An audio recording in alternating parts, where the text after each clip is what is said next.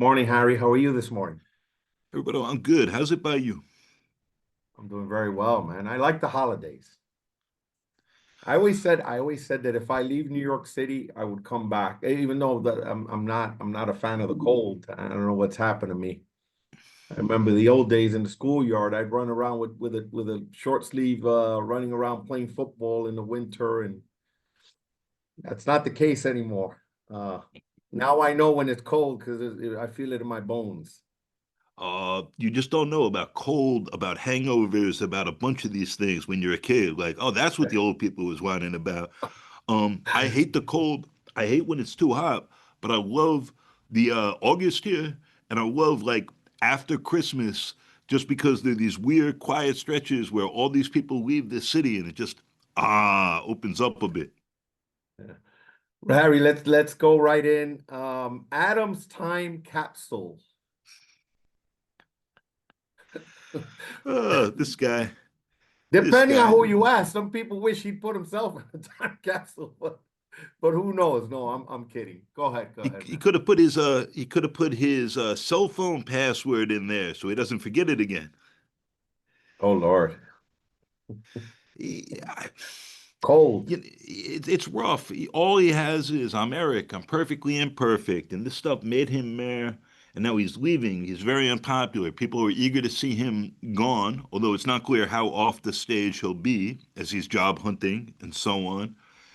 And this is sort of his last attempt while he has the instruments of power and the office and all that to sort of make his case for himself. But the thing is, he might be right that he's done an okay job in some ways as mayor, and it's been harsh because of the scandals and the noise, a lot of which he's created. Um, but if there's one thing we've established over the last 4 years, is that Eric Adams is as mayor, he did a very good job as a candidate because he won the election, has sucked at telling his own story. And this seems like a perfect coda for that. With, Kaz Dowtry bringing in a drone to put in the time capsule, and then this saved 400 swimmers this summer. No, sir, it did not. It seems small and clownish and a fitting into a very disappointing administration, in my view. I want to hear your thoughts on something, Harry, because I mean, there are people that make the argument when he talks about these wins that some of these wins happen because they managed to circumvent a lot of the sort of internal drama, despite his leadership. But always, right? The head that wears the crown rests uneasy, so you get to take the credit, right? Just like you take the hits. What do you think of that? Because there's some people that make that argument to say, look, I got it done, but it wasn't because it was a sort of coherent, uh, operation happening there. Like, despite it, I managed to push these things through. And as the principal, he takes the credit. I want to hear your thoughts. I think those are good thoughts, and he does get some of the credit there, for real. So Eric Adams did a couple things. He set up, and thinking about the Mamdani transition now, and it is extremely painfully slowly rolling out in ways that are frustrating the people involved, even though they signed NDAs. And I don't know if Mamdani and his inner circle, right? So Dean and L, like interestingly, and Dean has lots of government experience, full of hand, but like if they quite know what they're about, as I'm watching how slowly this is happening, and these people are excited and glad to be part of it, getting frustrated. I don't know who's in charge. I don't know who knows who's in charge. It all feels like a junior high school cafeteria. But what I'm going to say with Adams is he had a nominal chain of command, right? Like there's an org chart for the city. And then he's like, oh, and by the way, I'm gonna just put my people and my cops and my friend Ingrid in all these positions where they really have the power, and they're not on the org chart those ways necessarily. Um, and so that's thing one. But then thing two is a lot of the people who are doing that. Uh, Hello, Tim Pearson, seem to be not especially or entirely competent, even in the secret second org chart, like the mafia's second set of books or whatever, where you're really accounting for the money and how you're slipping it into the legitimate businesses. Even within that second secret org chart, which I haven't seen, I don't think that they were entirely competent a whole number of ways for who was responsible for what graft or for really running what programs, even though they weren't the person who was responsible for them. on paper. So it was sloppy and it was messy. But as Adams philosophically said, and he was right, it's like, New York gets through. Things happen here. New York is strong and resilient. And this can be passive and sort of bullshit where, hey, because New York has survived, New York will survive. How bad could it be? But this guy's been the mayor. And yeah, things that happened on his watch. Um, City of Yes, some progress, and I'd be very cautious about that with the schools. It would be pretty close to the top of my list. And containerization, absolutely. You're the guy in charge. You're taking the slings and arrows every day. These are real accomplishments for New York. Congratulations, sir. And don't let the door hit you on the way out. But can I say something about city? Yes, right? Let's take a Yeah. step back. Major transformational policy that happened. But let's just say, argument's sake, if you have a toxic relationship with the city council, it sure as hell helps to have a Dan Garodnick, who they do talk to, in Hmm. order to push city agenda. Yes, for argument's sake. So, Yeah. And he made that choice, but even as I'm he had a saying toxic one. Yeah. in terms of taking the credit for city of yes, how did it really get operationalized? Well, it's interesting because there's so many layers and levels here, and you're saying this is transformative, and the idea is this will be transformative, right? It's a bunch of changes to zoning code and other things that should allow private developers to create lots more housing and which we badly need. But Harry, they haven't actually created that housing yet. but Harry, I don't disagree with the policy and how transformational it is. I'm talking about how it actually happened, how the You mean sausage how was it got made, through? so to speak. Correct. I Yeah. don't know if that necessarily had to do so much with the principal because of his relationship with the city council, which had to work hand Hmm. in glove, is what I'm saying. I I think getting this through was a huge win despite of that poison relationship. And maybe it was the policy, maybe it was the people, but however you want to slice that up, like can he pull that card and take credit? Can he put that in his time That's where capsule I'm to get going with this. dug up in 10 years? Like absolutely. Absolutely. Credit Okay. where due. Okay. Harry, let's talk about the Siena poll. The recent Siena poll, and obviously the incoming mayor is gained in terms of the court of public opinion, and childcare has gained in the court of public opinion in terms of how we get it done, even if it means taxing and raising taxes. What does that mean? One, for the possibility of it happening. My understanding it's a extremely expensive proposal. Um, what does it mean for the dynamic between the executive and now the incoming mayor? But she's shown signs that she wants to make it happen. But again, this is your time. I want to hear your thoughts. It's a really good poll for Mamdani. The child care proposal is very popular. The free buses proposal is pretty popular. Mamdani is still quite unpopular among Jews, but is a bunch more popular than he was in their last poll. There's clearly a big wave of let's give this kid a chance, let's see where we're at, and optimism about what might be doable. And he's going to have to spend some of that down. And it's interesting because the same way he ran through the tape in the primary and then largely in the general, and he's still introducing himself to some people, even as now an international figure, right? And he's smiling and he's listens and he's articulate and he's appealing, and people generally have good vibes about him. And he still is. This is sort of the last space for him to put some of that out and convince people, like, I don't know. And maybe they're catching a press thing he's doing for the first time, like the big listening event this weekend or whatever. So as he's banking all that, this is happening as he's encouraging many allies, with a couple of exceptions, what's up, Chiase, to run and challenge existing Democrats. And this changes for congressional seats, for state legislative ones. This is a useful pressure for his agenda on the presently existing lawmakers, right? In Albany, especially, who have to decide on his agenda. And while Kathy Hochul's running for another term, while all these lawmakers are, and he's saying, I have some juice. I have a mandate. I can help you or hurt you in different ways. And here are the things I've just run on and promised. So this helps him cash some of the checks he's written potentially. Obviously, this is a high watermark in certain ways, you know? He's still getting to know, people are still getting to know him, really.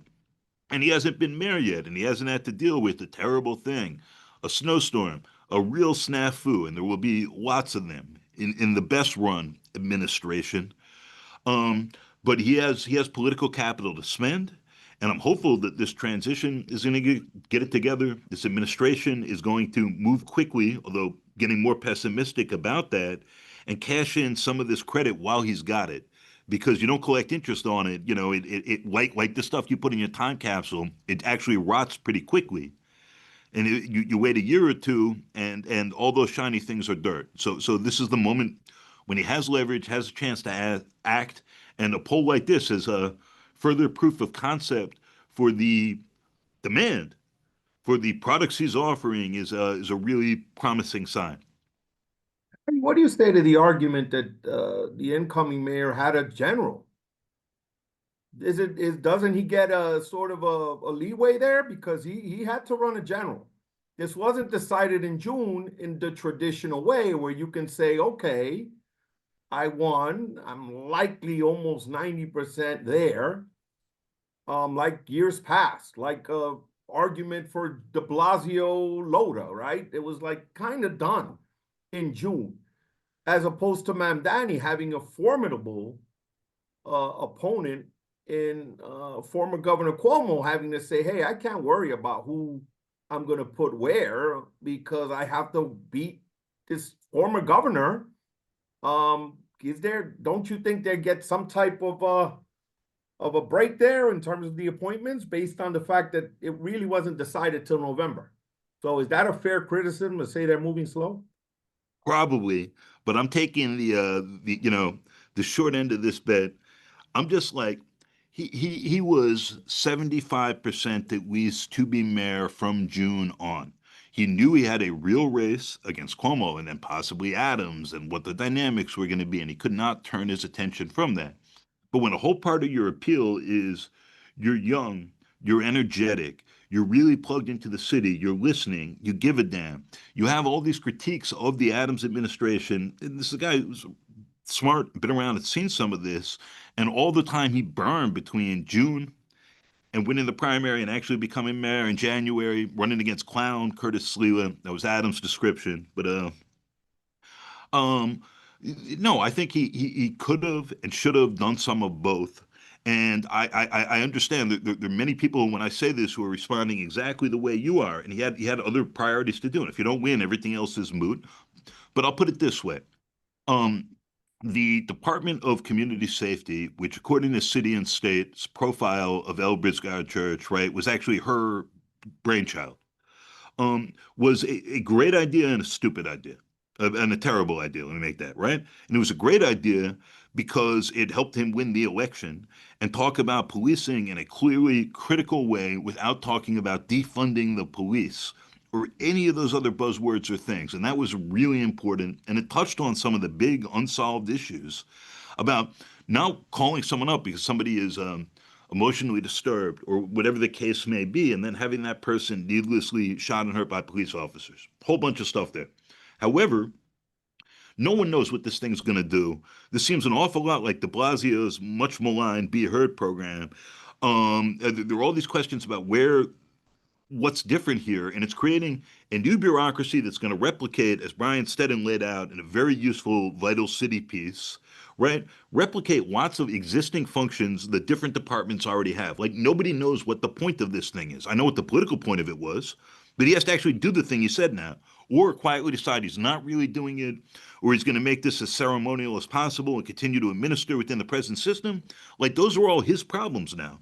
And he knew that there were elements of this, I hope, that were nonsense much earlier on. I'm guessing he might not have. The same way he doesn't know anything about education, about the health department, sanitation. I don't think he's given a lot of thought to these things. I think he reads a bunch of pieces, like he's a voracious reader, talks to New Yorkers, gets some information in, but he doesn't have expertise there. He doesn't know that people have expertise. These haven't been his priorities. And he had between June and November, while making sure he won, to start getting really smart and up to speed. I don't think he did that. And I think he should be faulted for that if my presumptions are right. We won't know for, give the guy till June. Let him come to power. Let him build his administration. It's not actually, he's got to do all that by January 1st. And we'll see where this is at. But I am noting that the warning signs are accumulating. I know I'm a little ahead of things criticizing him when he did just run a competitive race for having a slow and sloppy transition from the things I am hearing. Um, but also, you promised a lot of energy, a huge breath of fresh air, despite incredibly challenging circumstances. The Donald Trump administration, you're promising that we're going to live easier in a time when there may be less money in the city's coffers. Like, man, you got to know what that means. And you have to know what that means for who you want to appoint, who they answer to, what the priorities are, where you give people space, where you don't. And I don't know that that's the case, and it concerns me. Well, Harry, what again? And this is what I'm gonna just probe you a Please. bit on that. Yeah. Dean Houlihan was OMB director. No, wait, Yeah. wait. Dean Houlihan was OMB director. NYPD and the DOE reported to him. The only major Hmm. city to open schools was New York City, right? During the pandemic. The lowest rates considering there is no other city like New York City in the country. We're Hmm. talking about low rates of infection, right? When COVID was at its peak, in terms of how the city eventually managed a global pandemic, right? Then another gentleman that you interviewed, the editorial board, Patrick Gaspard, right? Another the seasoned veteran that goes back to Dinkins, right? He's being advised by top level government people that have been around the block. This is not their first rodeo. And Dean Houlihan, I forgot to mention, was also the architect of budget and policy at the state level, right, for Sheldon Silver. So these are not people that are, hey, these are run-of-the-mill, 30-somethings from, the progressive left here. These are seasoned veterans who've been around the block a few times. But Hmm. that doesn't give you any reassurances that in terms of what he's thinking and how he's thinking it, that there's a level of understanding there, or are you still baffled by that's the argument I'll make to you? I mean, it's not just he's a voracious reader and he's prepping and he's talking to people. There are some people that again have been through multiple crises at a state, city, national level to say the least. So Gaspard, who we talked with at the edit board and was actually on my podcast, FAQ NYC, before that, Mhm. is like a really impressive, thoughtful, experienced communicator and doer. And and is obviously the bridge between the Mamdani world and like the Obama world and parts of the National Democratic Party in ways that seem helpful and promising to me because it's not a world he knows. Houlihan is incredibly accomplished, knows how the sausage gets made, and was a very useful and promising appointment. He is the one appointment, and there's a couple embargoed ones as we're speaking. I think will be out by the time this podcast is, but mid-level in a month of transition now. He's the one real appointment, new appointment we know of. We knew Elle was going to be in her role. We already knew that Mamdani wanted to keep Tish. That's it. And that is very slow. And if it turns out, it doesn't matter. He's still not mayor. He won't be mayor for another couple of weeks. And he gets the right parts into place. And this is a long run. It's a marathon, not a sprint. But still, if it's a little slow and a little stumbly up front. And again, I'm just talking to a lot of people in these transition committees, and who knows what those matter for, who are a little concerned and a little frustrated and don't quite know what they're getting asked to put into, and are the volunteering. And these are, grassroots people, like top level boss type people. All this, everyone is saying, does someone else know who's in charge? What's getting figured out and how? What's this white paper I'm working on going to be good for? And that is worrisome to me in some ways. Last thing I'll say here, because you brought up OMB and Dean. So one of the things I've heard from a number of people in different parts of government in the Adams administration is the profound frustration with Jacques Gia and essentially having the agencies and the departments and the commissioners neutered because everything runs through OMB and having staffing issues. This especially applies to people providing direct social services, but sort of across the board, where, hey, we need 40 people. We know those people are. We have budget lines. And OMB is like, well, you can hire 6 of them right now, and sort of using that as the choke and control point, both for budgeting, but also in a lot of ways for policy making, because so much of that actually flows through budgeting. And this sort of open question about whether that bottleneck approach is going to continue or not under Mamdani, or if he wants to actually empower his commissioners and his departments with a clear and broad sense of mission, a sense of what the resources available to them are. Like really, what the budget says is what you're hiring for, and can do so in a reasonably quick and efficient way for government at least. And I'm very interested to see how that plays out, who gets appointed there with schools, where again, I don't put this on Mamdani at all. I actually put this on Andrew Cuomo and Eric Adams and others. Almost, he doesn't know much about education. He hasn't thought that much about it. He stepped into it repeatedly because he said the little bits he knows without fully knowing the context. None of that's on Mamdani. Like, pressure makes diamonds and all that. What's supposed to happen is you get pressed by other candidates, by constituent groups during an election, and it forces you to get smart and figure out your positions. That's part of what the exercise is for. And incredibly, we spent so much time in this race on sort of diffuse spheres and about crime and sometimes terror and Israel politics and things like that. And I understand why those came up. But one of the results is Mamdani wasn't pressed on these things. I bet you money that the present chancellor is going to remain there at least, and she wants to keep the job, at least until the end of this school year, right? Because the other thing is, a lot of these decisions you actually don't have to make January 1st. You have to say, this person, I'll consider you for the job, or would you be willing to stay for another 3 months? And you have time to work that out. It's a big machine. He has some very smart and wise people around who've experienced it before, but they're still instruments. Like he is the conductor, if you will, and the instruments can only do sort of what he's telling them to, how he's establishing that. The person on top really does matter in those ways, even if, as Eric Adams says, the city generally survives no matter what. And it's a complicated machine. He has to work out which levers actually connect to which points of power. He did a wonderful job at that during the campaign. But the campaign is a way simpler exercise. It's like, am I winning or am I losing? Am I making up ground or am I losing ground? That's it. Running the city, and when you're not doing this in a Bloombergian way, last thing, where it's like garbage is getting picked up, crime is down. You can point to very basic statistical measures, and that's it. I've succeeded, I've failed. Adams tried to do similarly, but more vaguely with get stuff done. Mamdani is promising vision. So how are you measuring that vision? What do you say success looks like?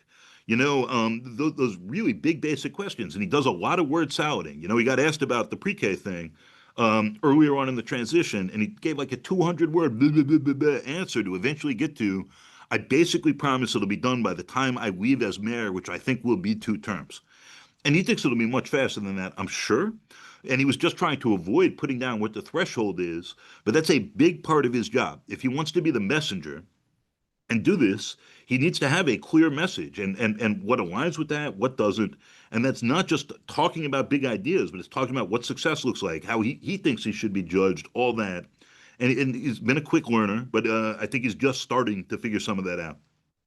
Let me ask a budget OMB question, because that's an important thing, right? Where we're hearing this current Mayor Adams and the sort of November plan and hiring more cops, and even Times alluded to some of the Elizabeth Street Garden and make it a parkland, and how and even one of your colleagues in the press world, Chris Summerfield, talks about a bitter Eric Adams sort of walking out of City Hall, bitter. But what I would say to this, right, in terms of the budget question and the sort of policy, and the budget's a moral document, et cetera, and what he's walking into, when it comes to Jacques Gia, for argument's sake, right? Whether you agree or don't agree with the way Jacques ran the sort of city in terms of the budget, aspect, let's take a step back. Dean and both Melanie Hartzog had both been OMB directors. Mm-hmm. So the argument can be said, right, when you're there are checks and balances there in a previous universe. That And just wasn't to the case jump in in this. real Yeah, quick, that Dean is wasn't who the set case. up the chokehold, Yeah, right? yeah, But he but did that during COVID, and then Jacques inherited that, and the Adams people decided to keep it going to slow down the rate of hiring. I understand that, but I'm saying the argument that someone in the House understands that process and can sort of serve as a check, right? Yeah. Right? Like someone that had done the job before can say, hey, I did your job. We're going to agree to disagree, but this is who served in that position in this current universe is what I'm saying, right? Yeah. Whether you agree or disagree, that's an act, that's a reality. But so let's move on. Let's talk about some of these congressional races, and what it means. There is a lot of DSA rumblings. Now it's gone from a federal to now to the local races. What are your thoughts? What does it mean? And is this the current mayor demonstrating it sort of wanting to play at a federal level and just fully understanding that he has a Trump reality and he needs allies at the federal level? What are your thoughts? Or is it more of a, I'm part of this institution, I'm a member, but what's going to be is going to be? What are your thoughts? He's all up in this mix. I brought up Chiase already and like being like, nah, we can't have him run against Jeffries. And I would point out that the extremely popular mayor-elect, who's a real active DSA member, not a paper member, as they say, right, had to say it publicly, which you don't want to do. You want to do it quietly if you can, and then show up at the DSA meeting to be like, I actively don't want this to happen. Please don't let it happen ahead of a vote where the members in the district, the only ones who have a say here, barely voted. It was like 52-48 with every possible person voting to be like, Osei should not run. And then he dropped the run after that. But that was the mayor spending a lot of political capital on this while he was neglecting largely the speaker's race, or certainly getting publicly involved in that, which is something he could have direct control over. Um, so that is interesting to me. Um, Getting on Brad Lander to run against Dan Goldman is very interesting to me. Like Goldman won because unlike in the mayor's races, right, which are most, you don't have ranked choice primaries. It's just most votes wins. And the primary is usually what decides it. And Goldman wins his seat a couple cycles ago because the progressives are split and like no one clears out of the race. And as we're seeing this year, it's super crowded in this district. Um, what I'm sorry, is that 10 or 12? 12, right? That's 12. And so now Mamdani has spent capital, sort of cleared his books with Lander, right? Who was he had debts going back and forth from how the mayor's race played out. Lander is sort of WFP, Mamdani is DSA. There's overlap, but there's tensions, all this stuff. You'll be the guy, and you're going to run as the Zionist who is openly against AIPAC, and you're going to say, Lander, like a bunch of mushy mouth stuff about why you're running against Goldman, when every other sense is like a super ordinary progressive Democrat who votes how anyone else would in that district. These people are pretty replaceable, interchangeable. Um, but he's saying AIPAC money, which also is in the first line of Chi's thing. The DSA member who now wants to challenge Richie Torres, like Michael Blake, who runs for everything, is also already in that race again. Um, so what you're seeing, what I think Mamdani is seeing, is that his theory of the case about a very different politics within the Democratic Party about Israel are manifesting. That his opportunity to have leverage nationally to some extent, but significantly with the New York legislature, and to use this issue as that leverage is growing, and he'd like to take advantage of that. So the same way when de Blasio comes in, he almost gets indicted for messing around with money, not because he's pocketing any of the money, but because he's like, I think I can change the dynamics in Albany, get rid of the whole weird IDC thing that sort of let Republicans stay in the game. That's a but like Mamdani sees his opportunity right now, sees Israel as a very significant lever there. And again, almost every candidate who's announced has AIPAC in the first 100 words of their announcement video. And that's new and really striking, and certainly not how that has played out in the Democratic Party until now. And without sinking us into Israel politics or anything else. I'm just observing that this is a new dynamic and is leading to lots of primary challenges. And these are generally in safe seats, but they do drain some resources from the party as it's looking to retake control of the House. But it looks extremely likely they're going to. Um, and so he is placing really big bets there in Albany, getting involved in some of the congressional races. And this is happening at the same time that, like Greg Meeks, who did not endorse him, right, who now is the boss, if you will, of Queens and a Congress member, was really central to helping Julie Menon, the incoming council speaker, who plainly wants to be a counterweight to Mamdani in a bunch of ways, although she's talking around that now and what they have in common. Um, had that big success. So it's interesting watching people play on like slightly different game fields that we know are going to converge, and they're placing their bets and where their political capital is best spent. And it's going to be a while before we know those answers. With this stuff, frankly, we have to get through at least the primaries next year to see whose bets have paid off, what this means for political power and Mamdani's agenda. His big advantage is we will have a state budget ahead of that. And so people who now are facing challenges from DSA aligned people who Mamdani is supporting, right? They're going to think about that when they're like, wait, how are we putting money into pre-K? Are we actually going to get to this free bus thing?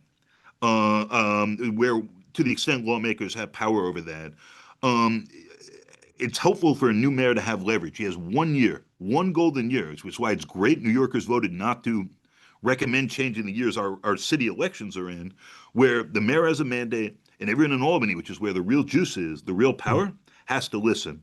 And he seems like he's preparing to spend that to have as much leverage as he can for that year, which I take as actually a very promising sign for him.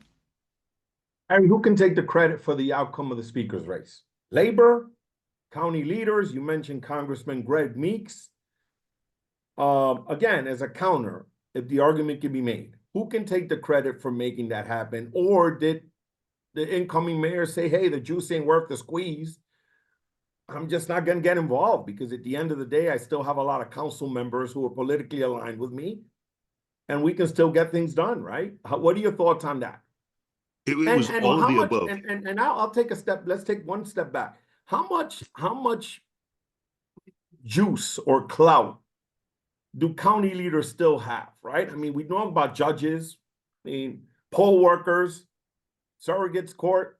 What is left in terms of that? Or is it still a formidable sort of pocket of power in the city? Or those of that an era bygone? Or is this demonstrate a reemergence of county leader power? It's a reminder of the remaining power they have, and you just listed all the juice that's there. And while those things don't matter narratively very often, poll workers, surrogate courts, and then the lawyers, those judges you're basically deciding on, who are getting paid that way. But all that stuff is genuine patronage. And patronage matters because you're talking about like money that people actually depend on and structure their lives around and have some sense is reliable. And And this is the one other institution. thing, for argument's sake, central staff in the council too. Oh, indeed. That's a very good one. And yeah, so this is sort of the remaining juice that county leaders have. Labor, which has its own real complications, the same sort of generational fights between more institutional minded top leadership and a membership that wants more power and say on its own, right? They're largely lining up behind Menon, who was not who Mamdani wanted, and he stayed behind the scenes. He did ask, like, "Hey, can we have more time before we get to a decision here?" And it seems like that's what pushed Meeks, Menon, Labor to be like, "Let's announce and try to lock this in now." Obviously, we won't actually have a speaker until the new council is in office, and then they vote on one. But she has the committed votes, and it seems very much like a done deal. And she's announced it that way. The other people have dropped their challenges, sometimes very reluctantly. Um, so this is a sign that the non progressive DSA movement aligned powers that be in the city that sometimes have different or diverging interests are working on what their points of traction still are. And I think really interesting ways. And the other complication here is that the council is really weak. Like, I think it makes a lot of sense for Mamdani to focus his efforts on Albany, even though individual lawmakers are also basically replaceable, but collectively they have a lot of power. The city council passes local laws, but they have to beg Albany for all sorts of things. They have some subpoena power, but they haven't really used it. You have little staffs and small amounts of money you can sort of sprinkle around your districts, but we have the strongest mayor of any big city in America by a bunch. And I think an incoming mayor who's aware of that and how much power he has and how symbolic the council is in a lot of ways. However, he's somebody who cares a lot about symbolism and showing a consensus and the strength of his movement. And I'm really interested to see how all this plays out. Basically, everyone who was not a member of the Progressive Caucus and the few people who were all lined up behind Menon in the end. And that is the strongest indicator of an undertow or a countercurrent in a year where all the other signs were going in one direction. And by the way, Mamdani ran a great campaign. He had some real luck in enemies and who he was running against. But like, I have to note that a fair amount of what's happening, and he's done a brilliant job packaging this, was just a response to Donald Trump winning office again, a really distressing and brutal second term. And if you just squint and look across the country, in California and Virginia and New Jersey, like Democrats, wherever they were aligned, like overperformed. And obviously, and very different types of Democrats. And New York is such a significant and marquee place. This was such a breakthrough victory for the DSA, for a young South Asian Muslim. Like new political identities and demographic ones emerging as political players in New York. Like all that's beautiful, but also somewhat circumstantial. And I do think the biggest single force is having such an intensely dreadful, I'll say, administration in Washington that seems so not rule bound, opened up a lot of space here for the sort of run we have and the sort of mayor-elect we have. And I don't know what that means for how much space he'll have to actually govern. And given those same dynamics, it's an interesting question. Like Cuomo's strongest appeal, in my view, and Adams, as their appeals overlapped here, is we can keep Trump at some bay and deal with this terrible guy. And Mamdani's sale was, I don't want to do that. I want to be clear about what our values are, and that's very admirable, and I think correct. But also, I think will be much more challenging in practice, despite one nice meeting at the White House where the two of them agree that they're both theater kids, like being on camera, and are competing for some of the same audience, right? So we're very warm to each other, if you will. I think this will be extremely challenging. And, I'm very hopeful that this really impressive young mayor who ran an incredible campaign is up for all that, but it's a lot. Let's talk, Harry. Let's talk a little bit about the NYPD. And you and I had an interesting conversation yeah, legitimately almost a year ago. That was almost a year ago. That was, the NYPD and John Shell and Kaz having this aggressive social media battle with reporters. And, Craig McCarthy mentioned being called a you-know-what by Tariq Shepard. And, here it is. Jesse Tisch is still the police commissioner. Some of these people are now put in their papers. Was it a clever, slow house cleaning? I mean, some of it was aggressive initially. What are your thoughts? I mean, some of it was like, you're like, okay, well, she's in charge, but is she really? Because the shells of the world were still around and you had your own thoughts on what it meant on paper. I want to hear your thoughts a year to the date, right? Ooh, a lot going on there. I think she is more and more increasingly in charge, but some of this is progressive and circumstantial. And part of her method for gaining control of this big, really self-interested and internally reflexive institution. Like there's more Kremlinology inside one police plaza than anywhere this side of the Kremlin or possibly the New York Times. Um, so she kept Madry on as chief of department, which is the top uniformed cop, and in some ways the person who's really in a daily way operationally running the department. Madry is really appalling human being, and this didn't come out after she put him in. He'd been promoted to that job initially, despite having a thing where, forgive me, but like he was, as I understand it, in a park with a woman he was cheating on in a patrol car, beating the hell out of her. When police showed up, he takes out his badge and tells them, "I'm Madry, go away," and they do. Right? Like, this is a bad man. He eventually leaves not because Tish decided he needed to leave, but because he got caught like doing really shady like sex for overtime money deals with subordinates. When that happens, she brings in John Chell, who's like, an emotionally dysregulated, sort of ridiculous character who thinks like more chases are always good, but you can't let the Hey, bad guys Harry, get let me away. stop you for 1 second. Dysregulated. I've never heard that word before, but it's a new one. Oh, sorry. Go ahead. A Oh, just dysregulated. look at this man's Twitter. He thinks this is common sense and real talk. I'm like, sir, I'm a New Yorker as well. I can No, talk I know. in That's these why it's fun. registers. That's why it's fun talking to you. Go Get ahead. the fuck out of here. And he did, but now he's yappity yap yap. I'm a doer in the arena. Like, sir.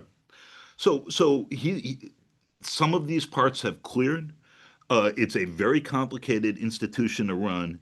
Her hope when she got the job, because Adams had put himself in so much hot water with so much corruption and nonsense, and so much of it involving the police, was that she could turn this ship around. Not even, there wasn't enough time left in the Adams administration. She had 1 year. It's a big ship, right? She could start turning the ship around, and then Adams could somehow recover, or she could work with some new mayor and have another year or year and a half or 2 years to show that everything she's doing is for real. Shootings are at a record low. Murder numbers are really down. Assaults continue to be persistently high. Some of this is advertising and a little less impressive than it seems. Like, a lot of this is matching national trends. It's not all just stuff the NYPD is doing. There's really obvious, significant tensions between her and the mayor, who both agree they're going to work together, about raise the age, about Israel Palestine, about policing to some extent, um, potentially about task forces and coordination between the NYPD and federal authorities in our sanctuary city.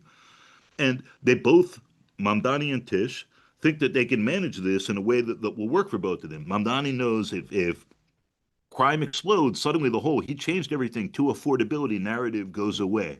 And that is an overwhelming problem. Tish knows if she can continue some of the successes she's already had and or demonstrated, because I think there's some difference between how this is getting perceived and what's actually happening, that she can really prove her case as a manager and a leader, and she clearly is very ambitious. I don't know if that involves running for office. I sort of think not. But once you prove that she can run large institutions and the sort of leader she is, and if the two of them are able to align, I doubt it. I think some of these pressures are too intense. I think people on the left are furious she's sticking around.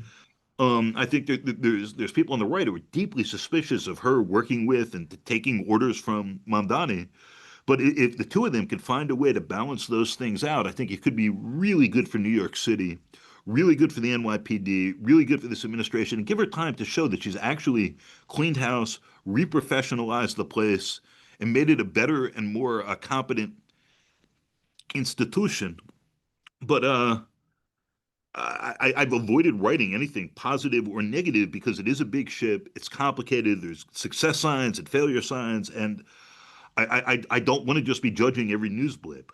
But it's going to be a really interesting year. And then behind all this will be who Mamdani is thinking of as the next commissioner, because he's going to be making that decision in the next 2 years, I assure you. Interesting. And there'll be Mm. lots of palace intrigue about that. I see some of it already starting, but I'm like, too soon, too soon. Wow. Harry, that's the other. I remember the previous, not this current, the previous administration during MIHZQA, which was arguably a very progressive policy, right? That wasn't the case prior to that, right? In terms of making sure that people receiving tax breaks would have to build a level of affordable housing, right? And I remember the fallout between then Mayor Bill de Blasio and New York Communities for Change, well, which were sort of part aligned and had endorsed them, and Bertha Lewis had her differences of opinion with Bill de Blasio. How long can the force and the relationship between the incoming mayor and DSA last in terms of, right? Look, at the end of the day, will there be a sort of level of practicality there in saying, hey, we have one of our own in charge. We can't let the perfect be the enemy of the good. Politics is about the half a loaf and the art of the negotiation. How long does that last? That's the $1 billion question. And it's very interesting to see. I think the New York City DSA has been more practical minded and interested in trying to actually get the power than the national movement, in part because the New York one is further along.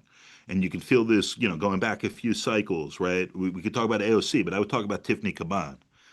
Speaking of people who might be now a council member, might be in the congressional mix, but she ran for Queens DA, Greg Meek's backyard, and she was like the decarceral radical, and people were like, oh, what is this kid? What's going on?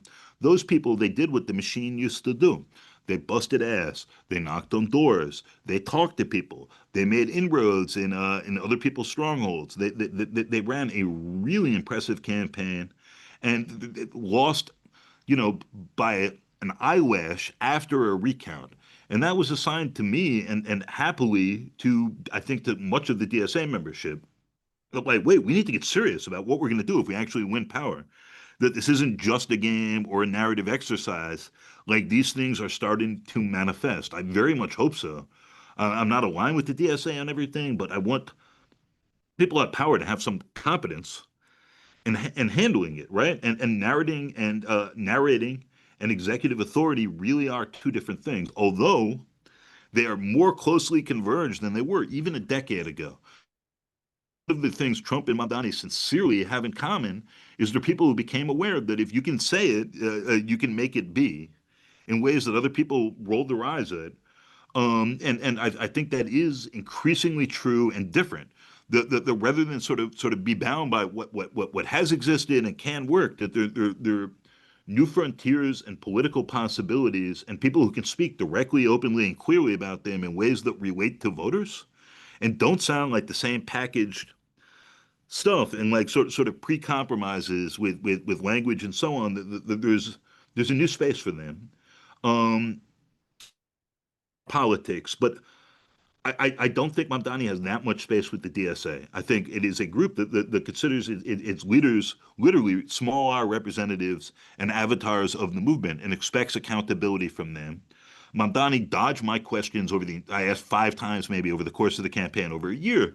Like right now, like there is an executive committee where all the electeds who are DSA members meet with some of DSA leadership, such as that is, to talk about the party's agenda, what they're doing with that, and so on, and sort of syncing, coordinating. Like, are you going to keep doing that as mayor? Because in my view, that'd be crazy. And I'm sure he won't, but he avoided directly answering the question. I assume, and I'm making assumptions here now, to avoid alienating his DSA base and being aware that there's only so much space to say, I have to act with my own authority. But I think he's slowly trying to do that. And I think they will pretty quickly up the pressure on him as he makes these decisions. I think the last thing, even vaguely approaching a break he's going to get is the Tisch decision. And I don't think that break will last. I think that was just to sort of get him through the election and the inauguration. And I think people there are very angry about that. But here's the question: where do they go? For argument's sake, right? Ocasio's allegedly had her differences with the DSA, despite being their initial. You mentioned Caban, but that was on the back of, the sort of Ocasio victory. Yeah, and that's what killed Joe Meeks with the current elected class, some of their own. So I mean, the question that begs the question: where do you go? Do you go to the traditional run-of-the-mill Democrat from the machine, or do you say, hey, that's what I meant with practicality?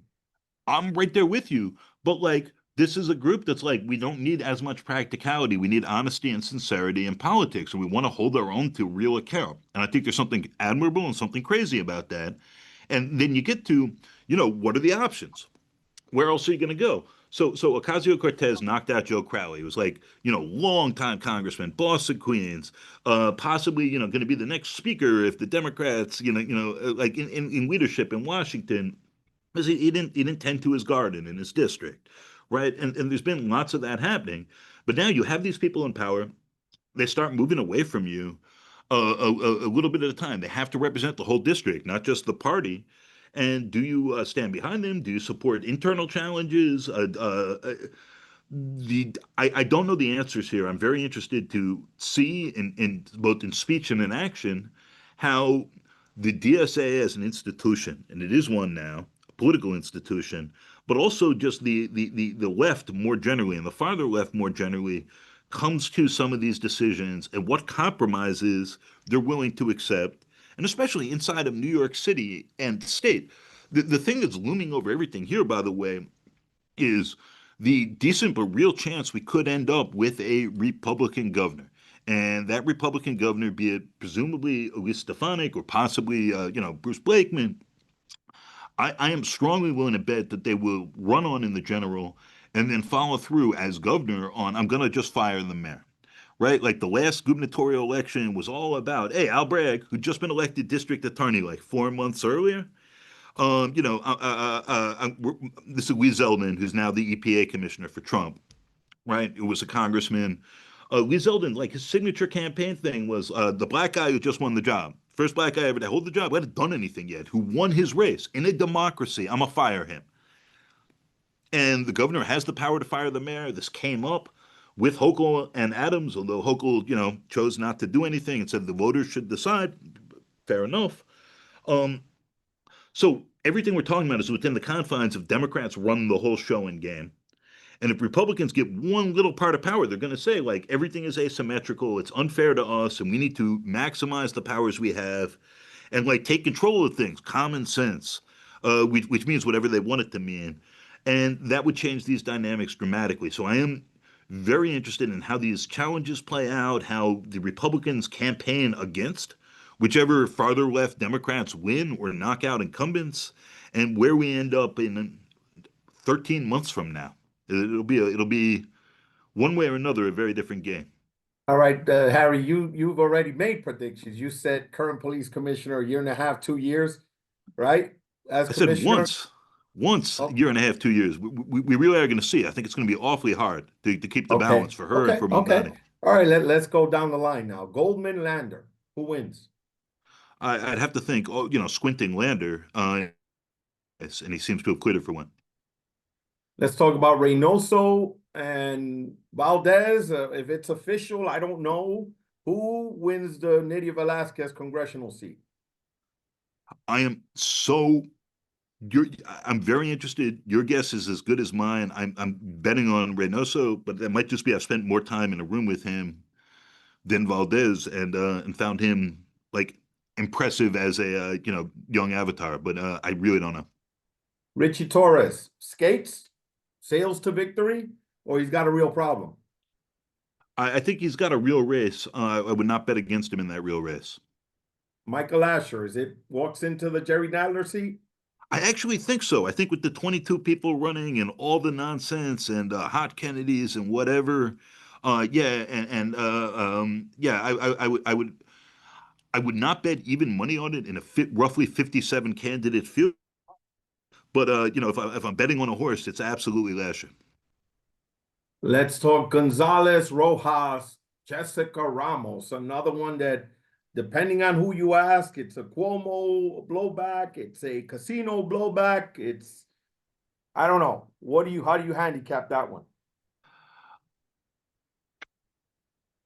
Again, squinting, I think there's so much ill will toward Cuomo. You see it on like stickers and like chalk all around the city still, month and change after the election.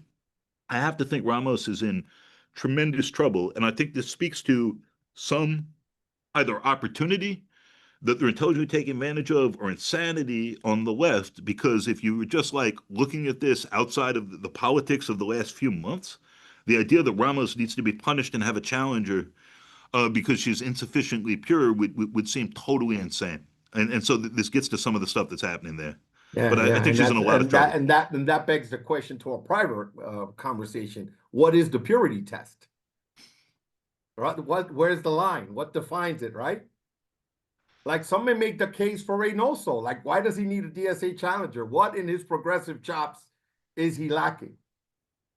You know, It's a Ben Max highlighted, right, that he has a, you know, that the Israel Gaza stuff, maybe, I don't know, but it's interesting. Or what constitutes asking Alexa Viles to step aside when she's just as progressive, maybe even more so than Land. I don't know. I don't know where the line begins or ends, but more will be revealed. stay Harry, tuned. Harry, we've had a lot of fun today. Anything you want to add?